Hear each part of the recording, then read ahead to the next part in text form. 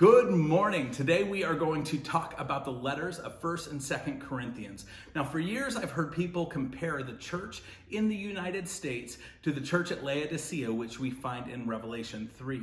But I want to suggest to you today that the church in the United States so eerily resembles the church of Corinth. Paul actually began this church in Corinth when the church was booming in one of his missionary journeys. Now, to understand just a couple key facets about the city of Corinth, Corinth was a wealthy, elite place of trade and economic growth in the Middle East at this time. So, first off, does that remind you of any country? And so people are coming into all of that Paul is teaching them of the gospel of Christ with a mindset that I would say is very similar to people in the United States that have everything at their fingers. So first off, let's dive into the structure of 1 Corinthians. The first 4 chapters are about division in the church. The next 3 chapters are about sex and sexual immorality. The third about food and idolatry. The fourth about gathering and how to gather as one. And the fifth about resurrection. Now, this first 4 chapters about division, Paul is writing even to one church body to be as one. Now, in the United States, there is currently more than 200 denominations of Christians. Worldwide, we have over 45,000 denominations. Now, each denomination from the first that was split in the year 1054 was because of a disagreement and division in the church, and so on and so forth. People are not being united as one, and Paul addressed this very seriously in 1 Corinthians. Then he moves to talk about sex and sexual immorality. Sexual immorality we get from the word porneia in the Greek, which is what Paul used. Now, out of the 34 times that this word sexual immorality is used in the New Testament, 11 of those, 1/3 of them, are in 1st and 2nd Corinthians. And he addresses that. Now, a survey that was done by Pew Research Group this year found that 57% of people who call themselves Christians believe that casual sex outside of marriage, is acceptable. Now, sexual immorality is the word that encompasses anything that is not of what God designed of marriage between a man and a woman, again, in marriage. 57% believe that casual sex outside of marriage is acceptable.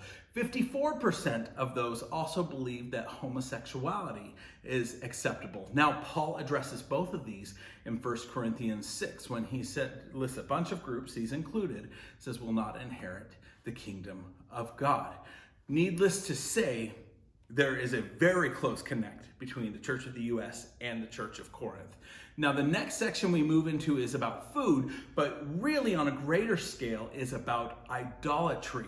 Now, if we look at our current culture and see the addiction that is rampant in the United States from drugs and alcohol, sex and pornography, we look at even food addiction, and then we get into materialism, we see that there is a great deal of idolatry, and as well as with food in the United States. Paul addresses these. And then Paul moves on to talk about the gathering of believers. Now, Statista did a survey last year in 2021 and found that out of people who call themselves Christians, 31% have never attend church. Never attend.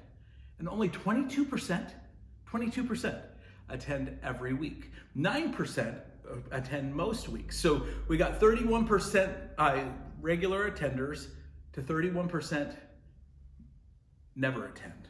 Now, 2 Corinthians, being the fourth letter that Paul wrote to the church of Corinth, followed his painful visit where he had to correct a lot of stuff in person, and finds that people are not as happy with Paul, but he is drawing reconciliation with them and loving on them, and moves into this unique section that I believe directly connects to the church of the U.S. He talks about people that no longer see his authority because other rich, elite, well-spoken, and famous pastors called the super apostles have come, and they are looking to them instead of Paul, who was a meek, poor, humble servant that debased himself to serve and to sacrifice for the church.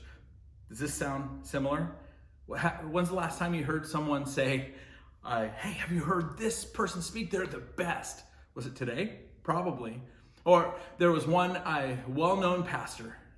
Absolutely loved this man. He left his mega church because he said, I was hearing my name spoken more than Jesus. To where we're looking at people rather than God. That goes back to the idolatry bit.